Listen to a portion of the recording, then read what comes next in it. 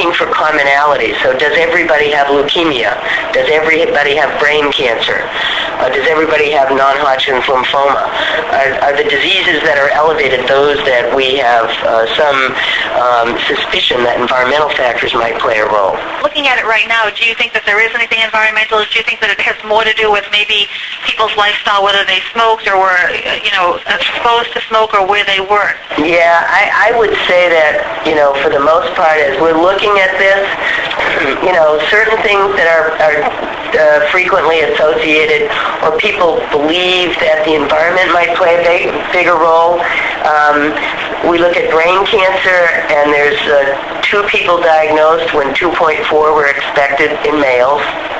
So it's slightly lower. The same thing in females. Three people would have been expected to be diagnosed, or 3 people were diagnosed when 2 would be expected, so there's 1 off.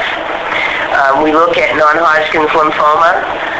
We would have expected, based on Hull's, demographic profile, we would have expected 6.7 or about 7 people to be diagnosed with non-Hodgkin's lymphoma, and in fact 7 were. Same thing in females. We would have expected 5.7, and 6 were. So it's basically coming out to be about the average of what you would expect, except in those certain areas such as lung cancer and melanoma. Correct. And that probably has more to do with people's lifestyle. Correct. Now, the one thing I would say is leukemia is a little bit higher, but it's not statistically significantly higher. In males, we see 4 people would have been expected to be diagnosed when we saw 8. So we saw... That's a little alarming. That's a little bit high, but let me also say one more thing about leukemia. And again, as I said, cancer is more than 100 different diseases. Leukemia actually has 4 cell types. And those different cell types are actually have very different meaning in terms of what causes these types of leukemia.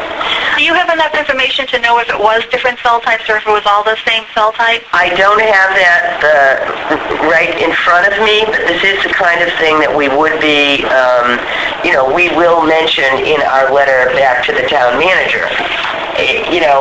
Again, they're still very small numbers, but I would expect to see that there might be 1 or 2 children. There's somebody diagnosed with chronic lymphocytic leukemia, another diagnosed with,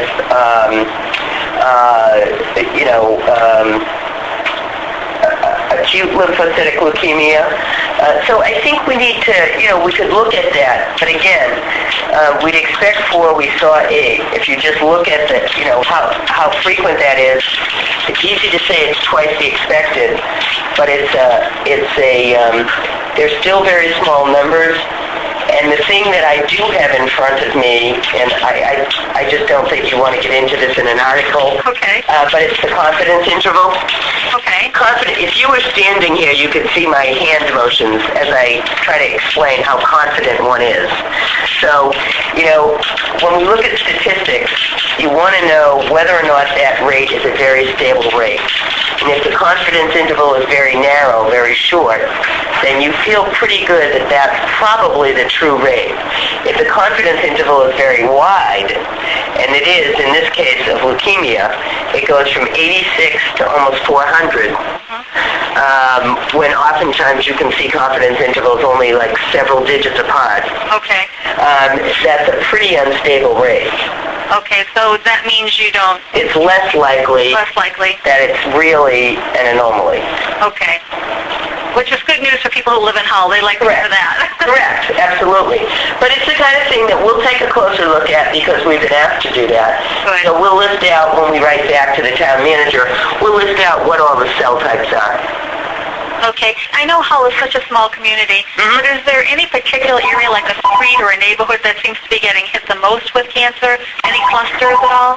That I don't have in front of me, because what we're dealing with right now is what's called the city-town cancer report, but we would be looking at that in environmental health as part of the response back to the town manager. We'll be able to look at neighborhoods. And when I say neighborhoods, generally speaking, that means census tracts. There are census tracts within each community that allow you to look at a smaller geographic area than the town as a whole. Right. And so that's what we'll be looking at. Okay. I appreciate your time here. Sure. When do you think that report will be going to the town manager? And can I get a copy of it too? Oh, absolutely. I think it's probably, my guess is it's probably a couple of weeks away, but it's not far. Great. I think we told him we would absolutely get him something before the end of the month. Wonderful. And I can Right. get a copy of it too. Absolutely. I'll get it to Donna and she can get it to you.